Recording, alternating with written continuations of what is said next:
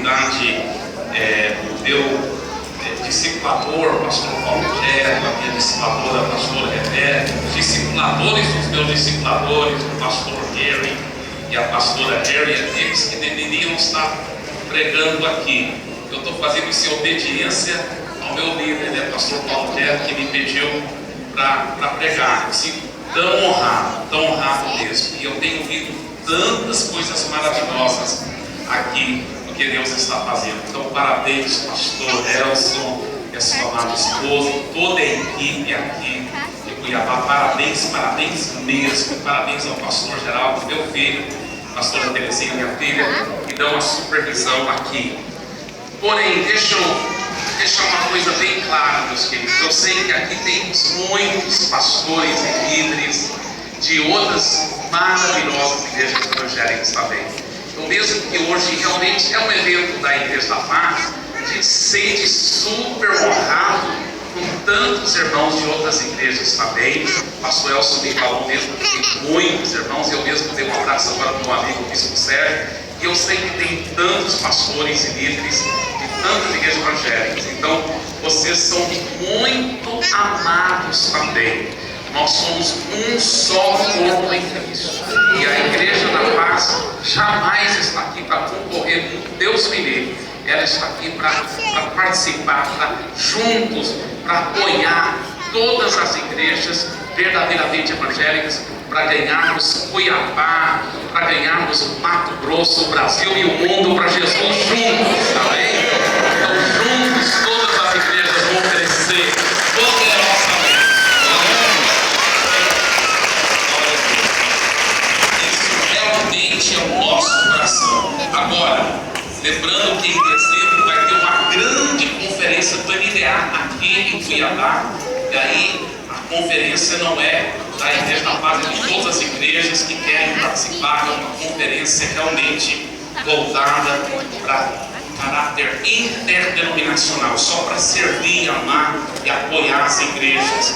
Lá agora em Fortaleza, que o pastor está falando, nós tivemos uma conferência no Nordeste do MDA, mas era chamada Nordeste, mas tinha pastores e líderes, literalmente, de todos os estados do Brasil, da África, tinha uma equipe grande do Chile, da Inglaterra e de todos os estados do Brasil, milhares de pastores.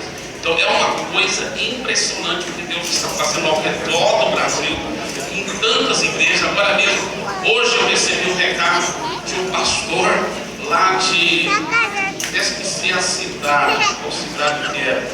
Uma cidade lá do sul, da Igreja Viva, 100% Viva, o nome da igreja. Tiveram uma grande, enorme conferência do MDA. A gente fica tão feliz com tantas denominações e tantas coisas lindas acontecendo ao redor do Brasil e do mundo. A gente se sente muito honrado de estar aqui, irmãos, de coração, muito honrado mesmo. E eu sinto muito até constrangido, né? Porque meus preciosos líderes estão aqui, o pastor Paulo Gero, a pastora Rebeca e os discipuladores deles, o pastor Gary e a pastora Harriet. Mas com muito amor e carinho eu compartilho com vocês. Na realidade, esta madrugada eu acordei, comecei a tirar tempo com Deus, tempo com o Espírito Santo. E eu senti Deus me dando uma mensagem muito poderosa, que eu pensei que Ele queria que eu pregasse hoje aqui. Mas bem antes de vir, Ele me falou que era para pregar essa outra mensagem, porque essa mensagem que Ele estava me dando essa madrugada é uma mensagem nova, que eu nunca preguei na minha vida. E eu senti que Ele falou que era para eu preparar um pouco mais aquela mensagem. Agora essa mensagem aqui, uma mensagem que há algum tempo eu tenho pregado, mas o Espírito Santo tem acrescentado umas coisas ultimamente que eu quero compartilhar com vocês para a glória do Senhor Jesus. Antes de compartilhar, deixa eu só falar uma coisa aqui para vocês. Às vezes quando eu estou começando a pregação lá no culto de domingo, porque tem muitas pessoas às vezes que não são evangélicas, mas só para descontrair, para relaxar um pouco, eu conto umas piadas, né? Só no começo. Às vezes eu conto até piada de loira.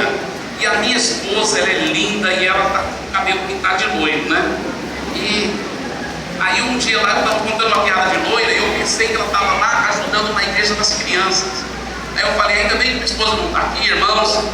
Eu fui contar a piada de loira. Aí só que minha esposa estava, só que ela normalmente senta num certo lugar lá, e ela não estava sentada lá, ela estava sentada em outro lugar, e toda a igreja apontou, falou, ela está aqui sim. Aí eu falei, ai, alguém vai ter que me dar carona depois do culto então.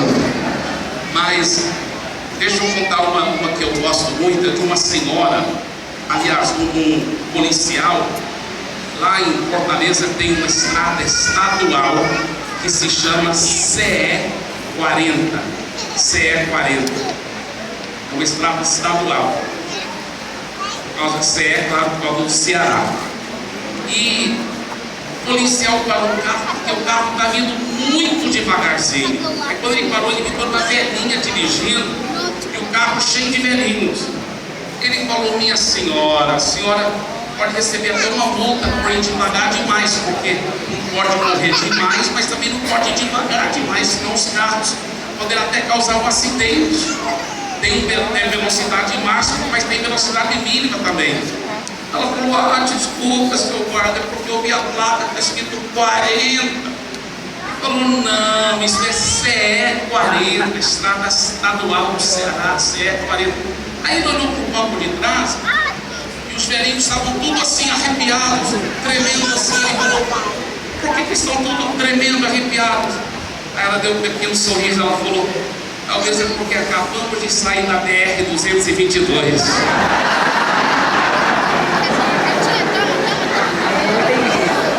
Ela estava vindo a 222 por hora. Aí ela achou que podia. Fala para o seu vizinho, por Jesus nós vamos correr velozmente para ganhar o mundo para Jesus. Eu gostaria de compartilhar sobre o preço da ressurreição. Diga o preço da ressurreição. Abra sua Bíblia, por favor, para o segundo livro dos Reis, capítulo 4. Segundo livro dos Reis, capítulo 4, a partir do versículo 8. Segundo Reis, capítulo 4, a partir do versículo 8.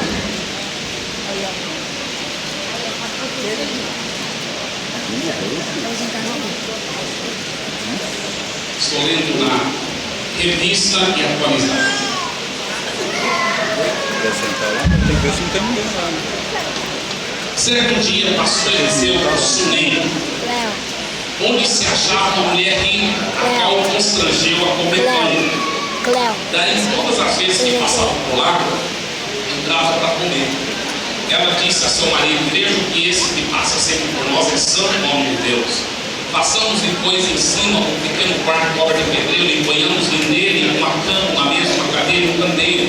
Quando ele vier à nossa casa, retirar-se-á para ali. Um dia, vindo ele parar ali, retirou-se para o quarto e se deitou. Então disse ao seu moço Geazi, chama essa sunamita. Chamando-a ele, ela se pôs diante do profeta. Esse dissera a seu moço, dize-lhe, eis que tu nos tens tratado com muita abnegação. Que é que se há de fazer por ti? Haverá alguma coisa de que se fale ao teu favor, ao rei ou ao comandante do exército? Ela respondeu, habito no meio do meu povo. Então disse o profeta, que se há de fazer por ela? Geazi respondeu, ora, ela não tem filho, e seu marido é velho. Disse Eliseu, chama-a. Chamando-a ele, ela se pôs à porta. Disse-lhe o profeta, por esse tempo, daqui a um ano, abraçarás um filho. Ela disse, não, meu senhor, homem de Deus, não minta a tua serva. Concebeu a mulher e deu à luz um filho no tempo determinado, quando fez um ano, segundo Eliseu lhe dissera. Segundo ele, né? Agora, só gostaria que você voltasse ao aqui interessante desse texto, que essa mulher era de Sunem e ela era uma mulher muito rica, e o Eliseu morava, indica, muito longe. O local que ele trabalhava ficou 20 Monte Carmelo, onde o discipulador dele também tinha tido muitas experiências. E quando ele viajava para essa região, muitas vezes essa mulher rica convidava ele para comer na casa dela. E a mulher foi muito intuitiva, ela notou que ele era um grande homem de Deus. Então ela disse para o seu marido: eu estou vendo que ele é um grande homem de Deus. Vamos fazer uma suíte para ele, um quarto, aqui em cima um sobrado, para ele poder ter uma suíte profética, como se fosse quando ele vier para essas bandas do país, ele vai poder ter uma cama, uma mesa, uma lamparina e uma cadeira e poder estudar, e poder orar, e poder descansar e dormir à noite também. Aí o marido falou: joia, vamos fazer isso mesmo com o profeta. Aí fizeram um quarto com o profeta. Toda vez que o profeta ia para aquela região do país, ele já tinha o seu apartamento, como se fosse sua suíte. E um dia ele estava lá deitado e chamou o servo dele, o Geazi, e falou: Geazi, chama a mulher, por favor, chama a tsunami. O tsunami veio correndo, sim, profeta. Ele falou: olha, eu queria fazer alguma coisa para repetir tanta vontade que você tem. O que a senhora quer? Sério? Ele quer fazer no nosso país, eu conheço o quero filmar todas as mensagens que eu acho boas por internet. Eu tenho um canal no YouTube. Ela disse: eu estou muito bem, obrigada. Aí quando ela desceu a escada, o profeta falou para Geazi: o que eu faço, rapaz? O que eu te pode dar para ela? Aí o Geazi falou: olha, ela não tem nenhum filho, e pelo jeito parece que ela não vai ter também não, porque o marido está meio velho. Aí ele disse: então é isso, chame ela de volta. Aí ela veio correndo de volta à escada. Sim, profeta. Ele falou: olha, daqui um ano tu abraçarás teu próprio filho. Aí ela disse: não brinca, em outras palavras, não brinca com ele, profeta. Isso é um assunto muito delicado. Por que é um assunto tão delicado? Para as mulheres hebreias, elas eram consideradas amaldiçoadas por Deus se elas não tivessem filhos. E ela nunca tinha tido um filho. E aquilo era uma coisa que pesava profundamente no coração dela. E tudo indica que ela já vinha orando há muitos anos e muitos anos. Aí ela já tinha desistido, ela não tinha mais nem fé para isso mais. Então quando o profeta disse, aí ela: não briga com isso. Em outras palavras, eu já tive tanta expectativa que não foi cumprida. Isso é um assunto muito delicado, profeta.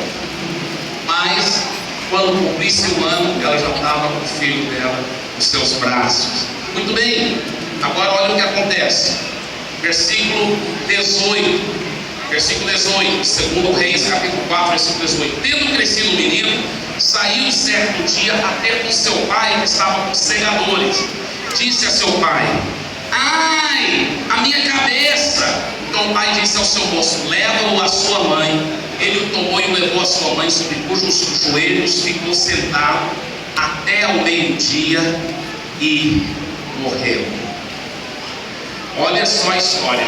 Ele talvez estava com 6, 7 anos de idade. E o pai pega a mãozinha dele e fala: meu filho, paizão rico, né? Vamos lá ver os trabalhadores trabalhando no campo, vamos lá. E o pai segurou na mãozinha do filho: vamos lá ver. Aí enquanto ele estava olhando lá e falando com os peões e tal, aí o menino de repente fala: ai, minha cabeça está doendo. O pai talvez esfregou um pouco, mas o filho: não, pastor, não está doendo. Ai, pai, está doendo. Aí o pai fez, porque todo bom pai sempre faz, falou para o empregado lá: leva para a mãe. Aí levou o menino para a mãe. E a mãe, ela deve ter feito um chá caseiro, qualquer coisa. E eu imagino que ela colocou ele no joelho, ficou abraçando ele, ai, chorando. E ela também sentindo tanta dor por ver o filho, tanto sofrimento. Ela ficou balançando ele, segurando ele, amando ele. Mas ele chora, a dor é tão excruciante. Dizem alguns especialistas que talvez isso aqui foi um aneurisma cerebral. E ele acaba morrendo. E ela viu que ele morreu. E ela viu que ele estava morto, estava expirando, não tinha pulso. O que ela vai fazer? Deixa eu falar uma coisa para você. isso aqui é simbólico. A Bíblia fala que todas as coisas que foram escritas no Velho Testamento foram escritas para nos ensinar verdades profundas e maravilhosas. Todas as coisas, a Bíblia fala, todas as coisas. E nós podemos aprender com essas coisas. E deixa eu te falar uma coisa, talvez você hoje é um pastor, talvez você é líder de uma célula, de um grupo pequeno, talvez você é um discipulador de alguém, talvez você é pai ou mãe de uma criança ou de um jovem, de um filho, de uma filha, seu mesmo, espiritual ou biológico mesmo. E o que aconteceu? Você talvez está tendo sintomas de morte espiritual. Talvez aquela pessoa já se afastou do Evangelho. Seu filho, talvez seu filho assim, natural, biológico, talvez seu filho espiritual, talvez o seu discípulo, talvez uma ovelha da sua célula, talvez uma ovelha da sua igreja, talvez não afastou, mas você já está vendo que a pessoa está se afastando. Você está vendo que os sintomas de morte espiritual estão se atracando na vida dela. E aí, o que você vai fazer? O que você deve fazer?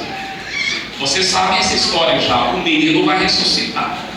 Mas, qual foi os segredos para esse menino ressuscitar? E é sobre isso que eu quero falar. O preço da ressurreição. Quais são os segredos de ressuscitar um cristão que está com sintomas de morte espiritual? Um filho na fé que se afastou dos caminhos de Deus ou que está se afastando. Quais são os segredos desse preço da ressurreição? Vamos ver aqui vários segredos. Versículo 22. Chamou a seu marido e lhe disse... versículo 21, vamos ler versículo 21 primeiro. Subiu ela e o deitou sobre a cama do homem de Deus, fechou a porta e saiu. Aí você já vê que ela não é uma mulher qualquer não. Essa mulher tinha outro nível de fé. Não pensa que Deus fala assim, para esse eu vou dar um milagre, para esse eu não vou plantar. Não é assim não. A Bíblia fala, você chegai-vos a Deus e Ele chegará a vós outros. Deus realmente já se estendeu-se totalmente. Ele está chamando constantemente, vinde a mim todos vós que estáis cansados e sobrecarregados. Mas depende da gente também ter certas atitudes. E essa mulher é uma mulher impressionante. A primeira coisa que a gente nota é que ela não é uma mulher qualquer não. Ela não mostra nem um pouco de desespero. O menino morre, fica falando, ai meu Deus, não. Ah, você é meu marido. Não. Sabe o que ela faz? Ela sobe a escada, carregando o corpinho morto do menino, e abre a porta e coloca ele na cama do profeta, e fecha a porta e desce a escada. Isso nos ensina o primeiro segredo. Quando você vê sintomas de morte espiritual, não vai se desesperar. Não. Saiba que o pastor principal da igreja não é você, viu, pastor? É Jesus, é o Espírito Santo. Dependa dele. Não se desespere. Tenha uma fé interior profunda, inabalável, de que aquele quadro vai mudar. Aquele quadro vai mudar. Isso. Tenha essa fé. Foi o que a mulher fez. Ela não se desesperou. Você está bem, meu querido? Não se desespere com uma ovelha sua, viu, líder de célula? Está com sintomas de morte espiritual. Agora, veja bem o que mais ela fez, versículo 22. Chamou a seu marido e lhe disse: manda-me um dos moços e uma das jumentas, para que eu corra ao homem de Deus e volte. Você já vê qual é o plano dela. O plano é que o menino vai ressuscitar.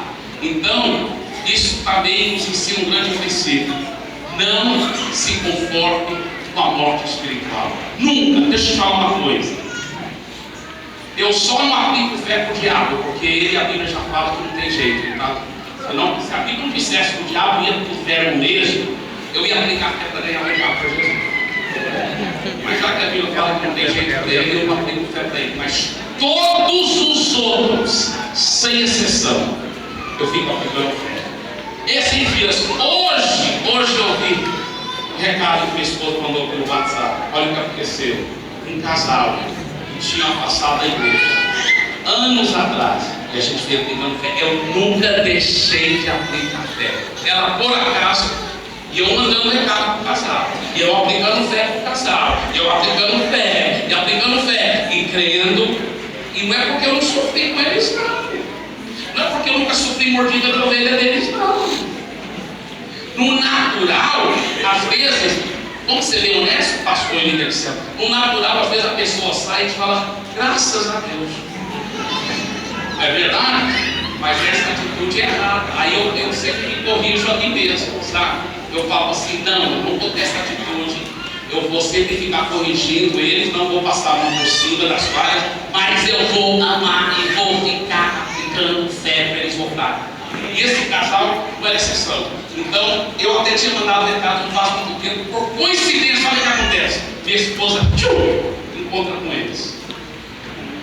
Encontra com eles lá na faculdade. Minha esposa não está aqui porque ela está encerrando a faculdade, ela está terminando 5 anos de psicologia, ela está formando agora.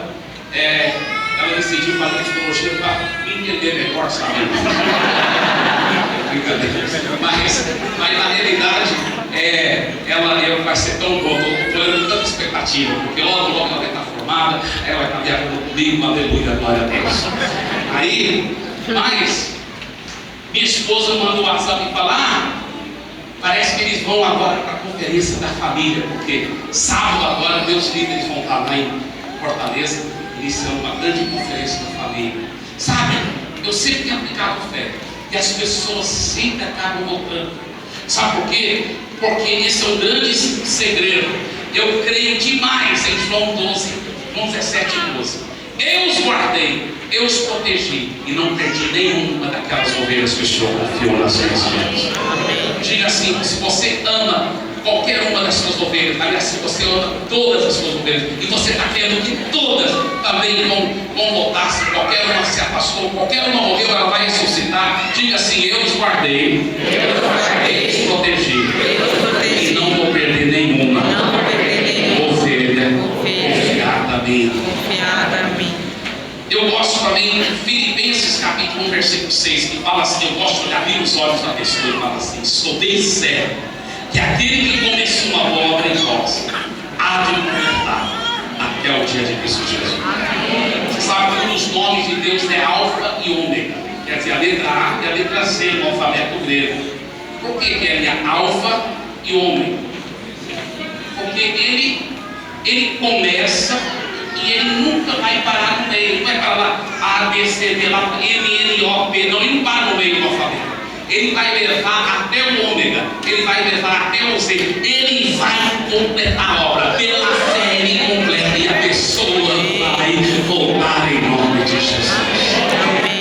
Agora, deixa eu falar uma coisa, nós podemos contar muitas histórias sobre isso, mas tem uma história muito legal que eu vou contar bem rapidinho aqui, de um irmão Marcelo, lá em Fortaleza. O Marcelo, porque quando eu cheguei em Fortaleza tivemos que começar tudo do zero. Na realidade, em março agora, o pastor Elcio falou que é 9 anos, mas realmente nem completou 9 anos ainda. Em março, dia 12 de março, completou 8 anos desde a inauguração. Nós tínhamos mudado antes, então nós realmente mudamos faz um pouco mais do que 9 anos. Mas nós só fomos inaugurar a igreja dia 12 de março. Agora escuta bem, 8 anos atrás. Logo no começo da igreja, ele era um crente desviado, envolvido nas drogas, no tráfico, na bebida, e ele reconciliou com Deus.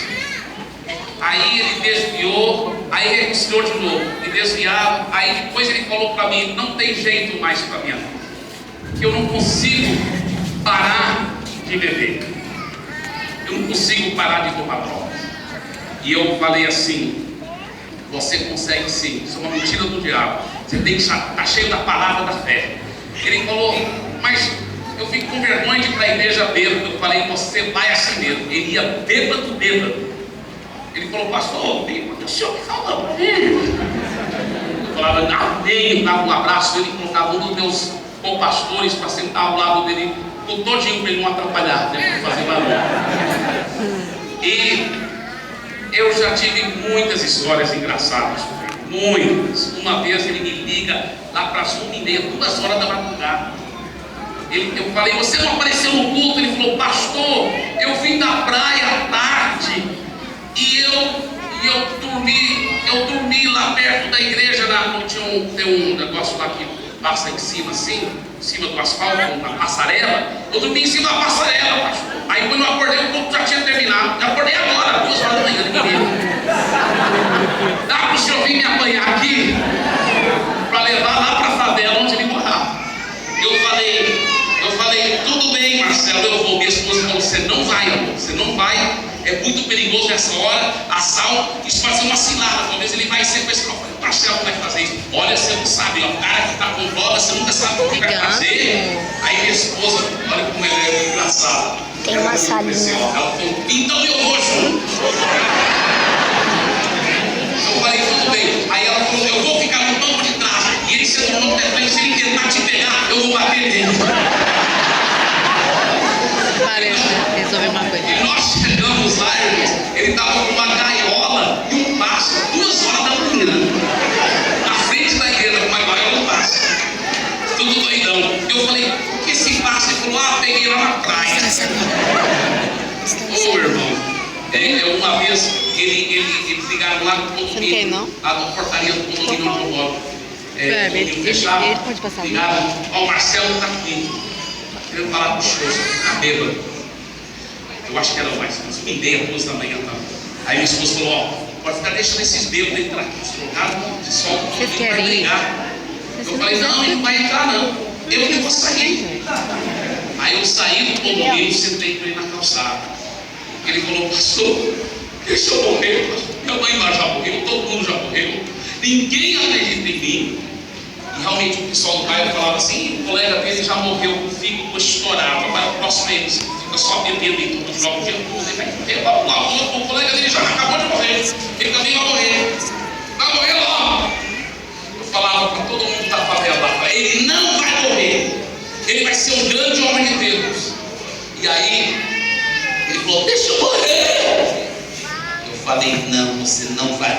Um dia minha esposa estava saindo da favela, da comunidade carente, que ela tinha ido lá para discipular uma irmã, que foi lá que eu comecei na primeira série. Aí, minha esposa estava saindo de lá, quando ela viu uma nuvem negra sobre a barraca dele, dentro da favela. E ela chegou em casa e falou, amor, acho que é bom você visitar o Marcelo. Senti uma coisa ruim lá, uma nuvem negra, eu vi no mundo espiritual. Vai lá, amor. Minha esposa é uma grande mulher de Deus. Eu sabia que era de Deus. Eu falei, eu vou agora. E eu fui rápido lá. Cheguei lá, chamei, ninguém atendeu. Fui entrando logo na barraca dele. Irmão, se eu tivesse chegado 5 minutos mais tarde, talvez teria sido tarde demais, porque ele já estava em cima do tamborete, uma corda amarrada, um laço, e já estava colocando o pescoço. Ele só faltava ele terminar de colocar e pular para se enforcar. E eu subi, tirei a corda do Caio e falei, você não vai morrer. Ele falou, deixa eu morrer. Eu falei, não, você vai ser um grande pastor, você vai ser um homem de Deus. Para encurtar a história, irmãos. Marcelo, que não tinha nada, só tinha uma rede com buracos. Deus providenciou, ele não somente voltou 100% para Jesus, se livrou 100% das drogas, da bebida, do tráfico. Nem dente ele não tinha, Deus deu os dentes para ele. Documentos ele não tinha, Deus deu documento. Deus deu um bom emprego. Ele pôde comprar uma casa fora da favela. Deus deu uma esposa maravilhosa, dedicada a Jesus para ele. Glória a Deus. E um dia eu recebo uma ligação. Quero começar um prédio menor. Só na sede estavam 5 cultos no domingo. Ele falou, pastor, domingo o senhor pode vir para o almoço? Uma comunhão que nossa célula vai ter? Eu já dava para explicar para ele, não, domingo eu não posso, tem 5 cultos, é muito corrido, até porque ele falou que o almoço, essa comunhão ia ser lá numa chácara, fora da cidade. Eu dava para explicar para ele que eu não podia ir, quando ele disse, sabe para que é essa comunhão, pastor? Eu falei, para quê, pastor? sabe onde eu congrego, mas eu vou explicar, porque eu vou me tornar líder de célula.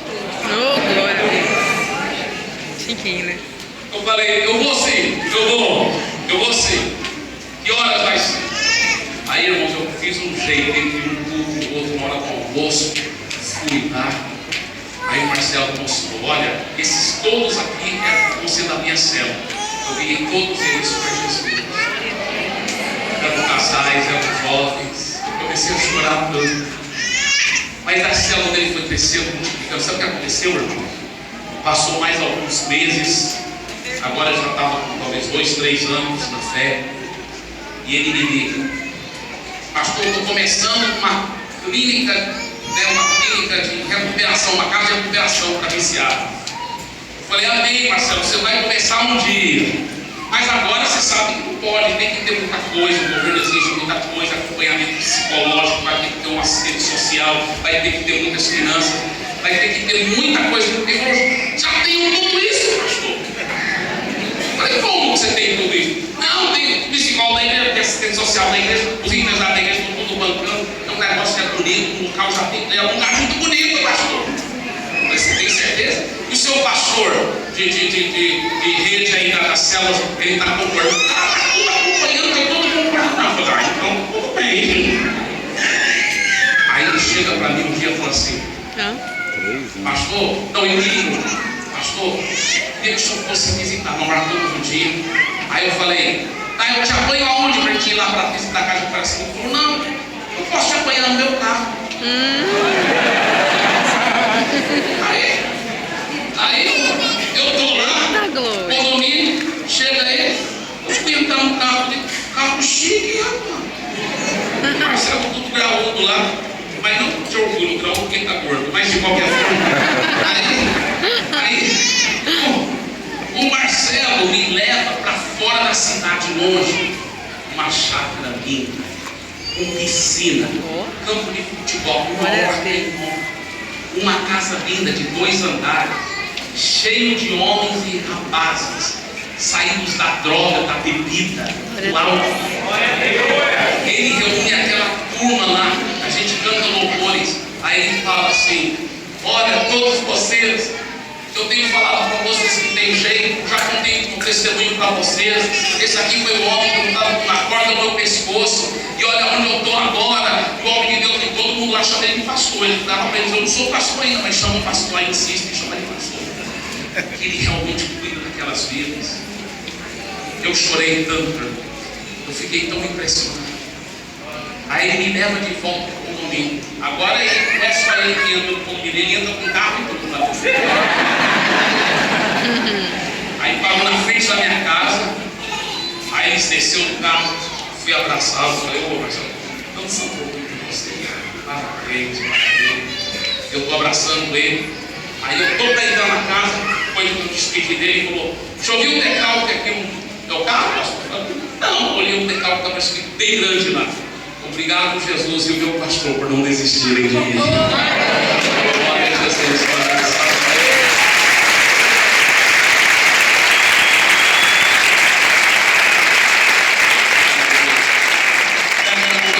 Fala, você nunca vai desistir dos seus filhos.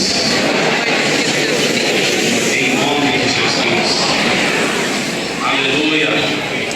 Agora, o marido pergunta, olha o versículo 23 lá, o marido pergunta para a Sunamita. Perguntou ele, por que mais a ele hoje? Não é dia de festa, da lua nova, nem sábado. Ela disse, não faz mal. Peraí, olha, versículo 24. Então fez ela guardar a jumenta e disse ao moço, guia e anda, não te detenhas no caminhar, senão quando eu te disser. Olha o que a gente nota, uma coisa muito estranha aqui.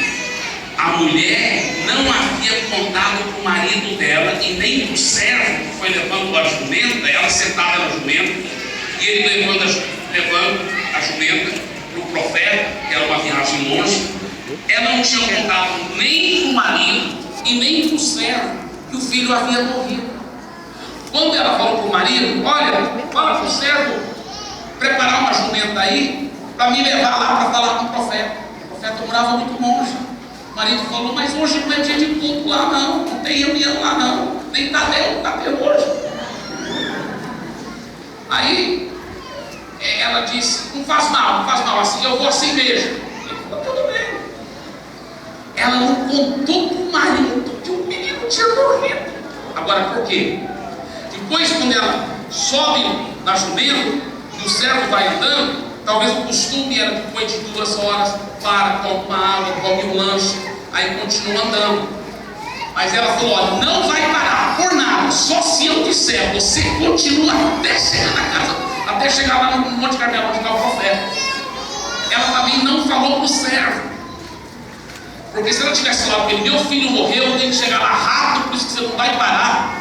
Aí o servo teria entendido, é óbvio, mas ela não explicou isso para o servo, ela só falou, não vai parar. Mas por que ela não contou para o servo, nem contou para o marido dela? Sabe por quê? Eu aprendo um grande princípio aqui. Não conte para as pessoas erradas do problema. Porque talvez ela sabia que a estrutura do marido dela, ele não ia ter a mesma fé do que ela. Talvez se ela tivesse falado, não, o profeta que o nosso filho morreu, e ele, o quê? O nosso filho morreu!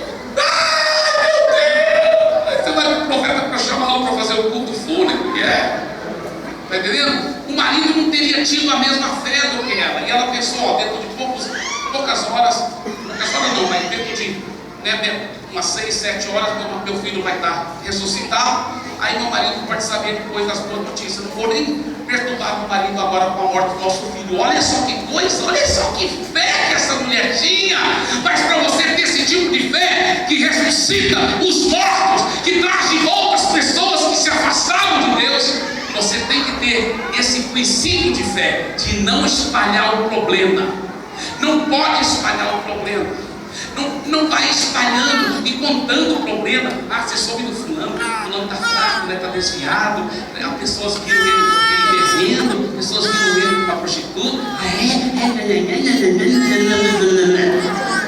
É isso que o diabo quer, que vai espalhando o problema, e vai todo mundo falando dos problemas do outro. Não conta os problemas. Tem tido vezes que pessoas já passaram da nossa igreja. Eu fui atrás e trouxe de volta depois de meses, e ninguém nem soube que a pessoa tinha afastado, exceto alguns que estavam trabalhando bem perto dele. Porque eu falava para eles, não fala para ninguém não espalhe o problema, nós vamos atrás, nós vamos amar, nós vamos trazer o de volta. Amém? Fala para o seu vizinho e fala assim, não espalhe o problema. A Bíblia fala, Filipenses 4:8, a Bíblia fala, tudo que é de boa fama, se alguma virtude há, se algum louvor existe, tudo que é de boa fama, diga boa fama.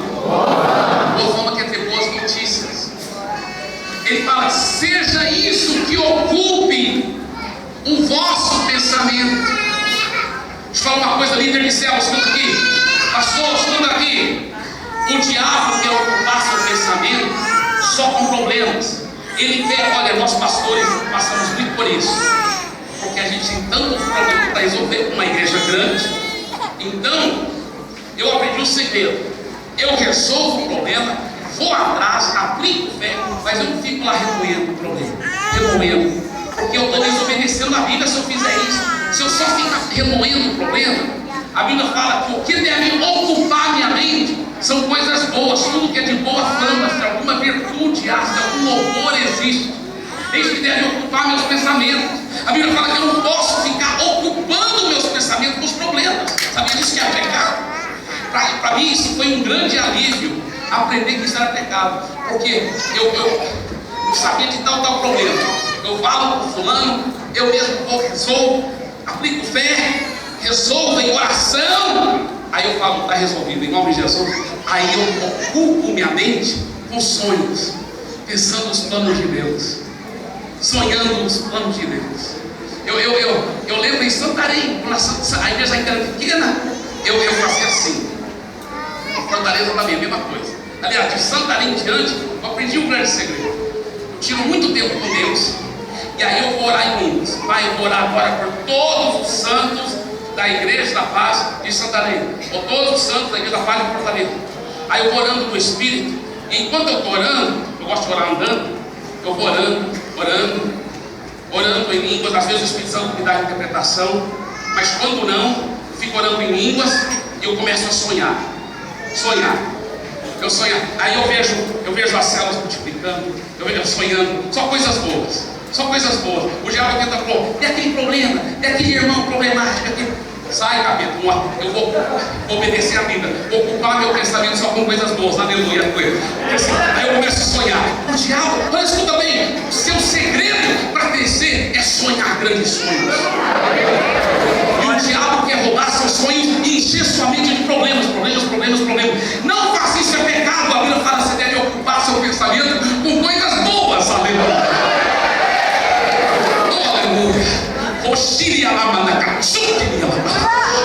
Eis que diz o Senhor: hoje sua vida e seu ministério vão mudar. Aleluia.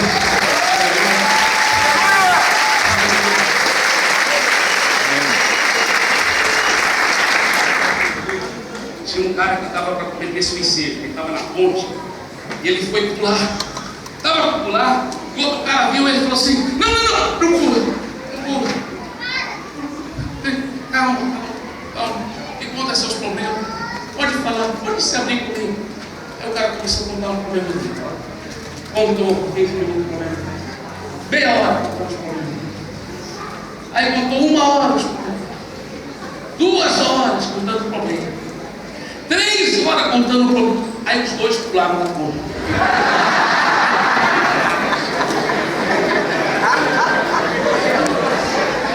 Diga, eu não vou ocupar meus pensamentos com coisas ruins. Eu vou ocupar meus pensamentos com as promessas e a solução dos problemas, em nome de Jesus. Amém? Dê para Jesus uma forte salva.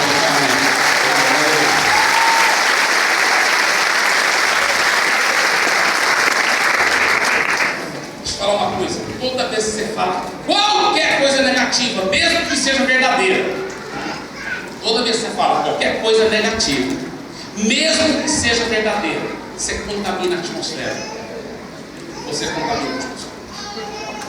Tem uma senhora que estava no ônibus urbano mesmo, e ela reclamando do calor, reclamando do polícia, reclamando dos buracos, reclamando da prefeitura, reclamando disso, reclamando do ônibus, tudo reclamando. Finalmente chegou o ponto dela sair. Quando ela foi descendo, o motorista falou: ei, senhora, a senhora deixou algo aí no ônibus? Ela falou: ah, é? O quê? Ele falou com uma péssima impressão. Olha para o seu vizinho e fala assim: aonde você for, você vai deixar a atmosfera de fé, de vitória, de sucesso.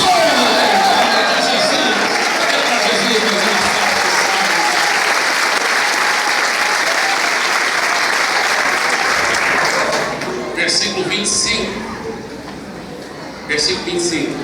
Partiu ela, pois, e foi ter com o homem de Deus ao Monte Carmelo. Vendo-a de longe, o homem de Deus disse a Geazi, seu moço: eis aí a sunamita, corre ao seu encontro e diz-lhe: vai tudo bem contigo?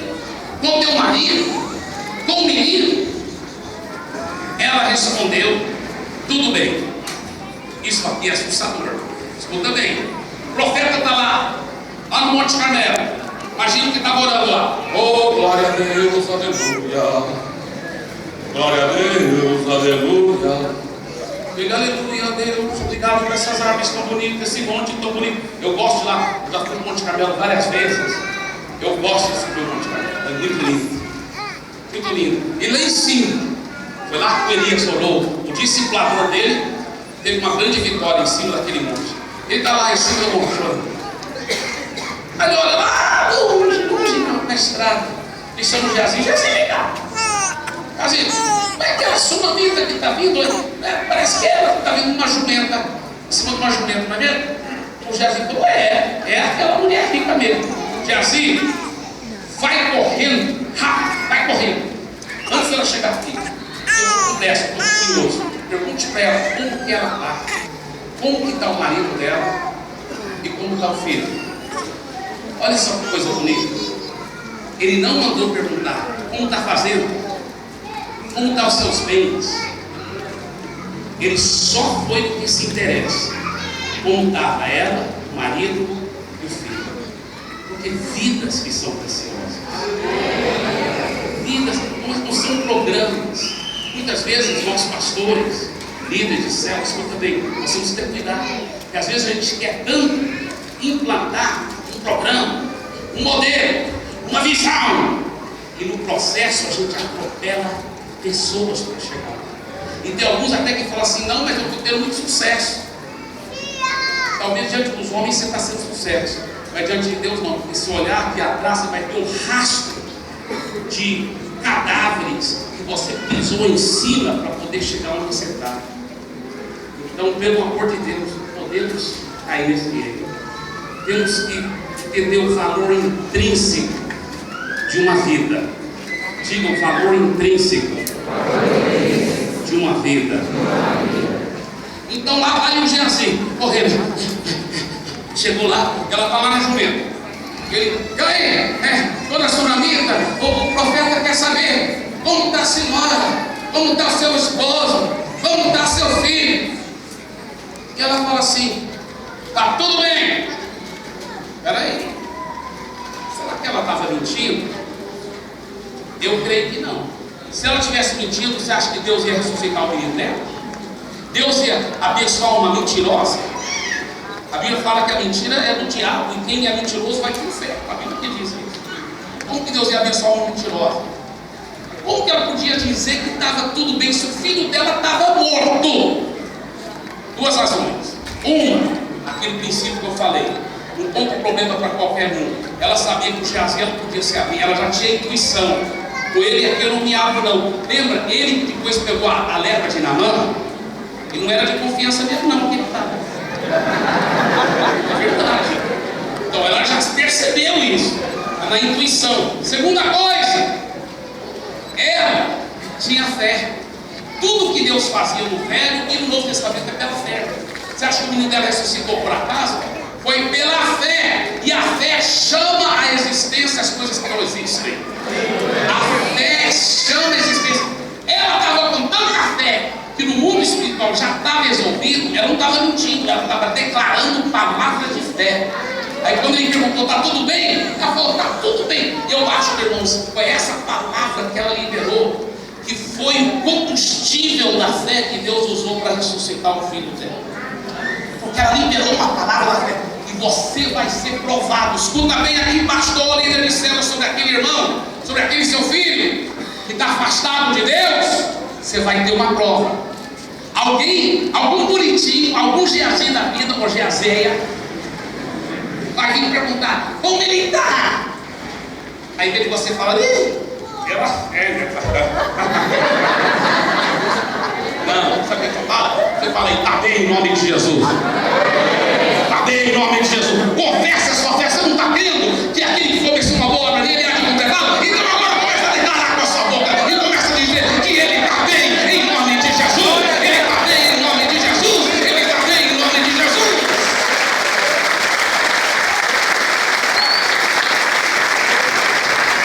Eu quero só abrir um parênteses maior e falar um pouquinho sobre isso. Poder milagroso de declarar a sua fé com muita ousadia. É importante você fazer isso. Eu vejo o próprio exemplo de Salomão. O Salomão não tinha nem construído o templo ainda. Mas olha o que o Salomão diz, segundo Crônicas, capítulo 2, versículo 5, só anota para você estudar depois em casa. Segundo Crônicas 2,5, Salomão disse assim: o templo que vou construir será grande, pois o nosso Deus é maior do que todos os outros deuses. Diga assim: o ministério que Deus está me dando, para a glória dele, será grande. Você tem que declarar a palavra de fé com ousadia. Foi o que Salomão fez. Salomão declarou com ousadia. Com ousadia. Esse tempo, sabe quanto ele custou, irmão? Se fosse hoje em dia, sabe quanto esse tempo teria custado? 500 bilhões milhões de dólares. Só para você ter uma ideia, 1 milhão de dólares é mais ou menos 2,5 milhões de reais. 1 milhão de dólares, se você fosse fazer um monte de notas de 100 mil dólares, não é 100 dólares não, é de $1.000. Notas de $1.000, porque existem notas de $1.000. Existem notas de $1.000. Essas notas de $1.000 não são usadas no comum, é os bancos que usam essas notas, tá? É nota de $1.000 mesmo, escrita aqui. Se você fosse fazer um monte de notas de $1.000, uma nota de $1.000 vale quanto?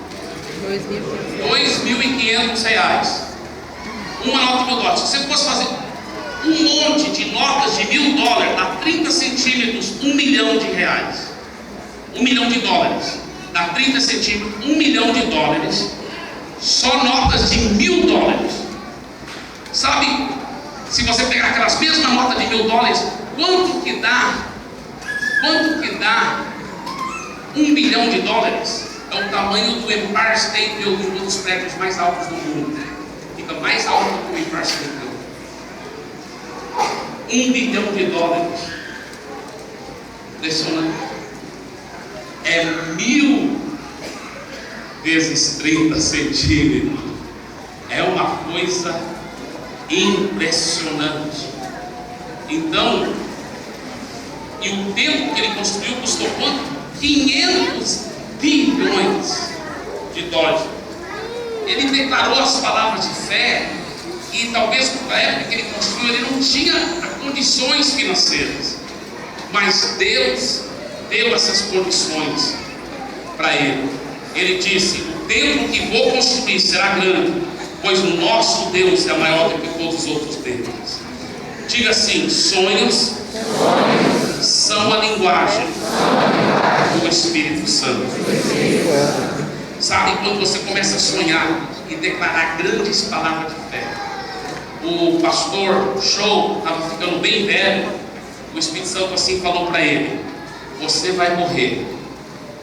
E ele falou: ah, mas eu não queria morrer ainda. Ele falou: mas você vai morrer. Prepare-se a sua casa, você vai morrer. Ele falou: mas por que eu vou morrer? O Espírito Santo falou: porque você parou de sonhar. Você parou de sonhar. Aí ele começou a sonhar de novo, de fazer grandes coisas para Deus. E aí ele não morreu. Escuta bem, a Bíblia fala: vossos velhos sonharão sonhos quando estão cheios do Espírito Santo. Por que a Bíblia fala isso? Porque quando você está cheio do Espírito Santo, até uma pessoa idosa, ela começa a vislumbrar um futuro feliz, um futuro de vitórias, de conquistas. Ela começa, pelo poder do Espírito Santo, liberar um poder milagroso da fé. Irmãos, eu vou te falar uma coisa. Quando eu volto a fita e lembro o que aconteceu em Santarém, depois eu lembro o que aconteceu em Fortaleza. Em Fortaleza estamos com, às vezes tem dado mais de 8.000 pessoas nas células, às vezes menos, mas está flutuando lá mais ou menos 8.000 pessoas. A última contagem é 1.029 células. Isso é só na igreja de Fortaleza, sem contar as igrejas do interior. Estamos perto de 80 igrejas da Paz no Ceará. Agora escuta bem. Desde o início lá em Fortaleza e também lá em Santarém.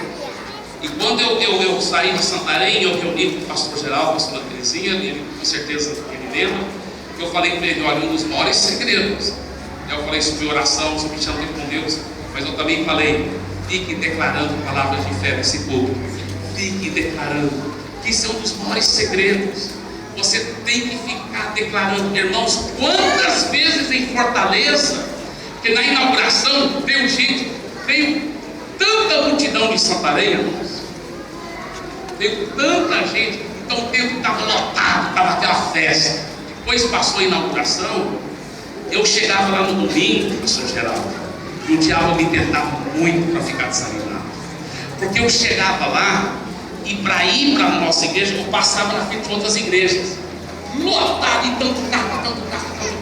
Aí eu chegava na nossa igreja em Fortaleza, só tinha uns Fiat lá que o pessoal de Santarém tinha levado. Eles todos tinham Fiat, né?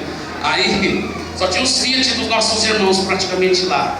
Aí eu entrava E eu vi praticamente a turma de Santarém.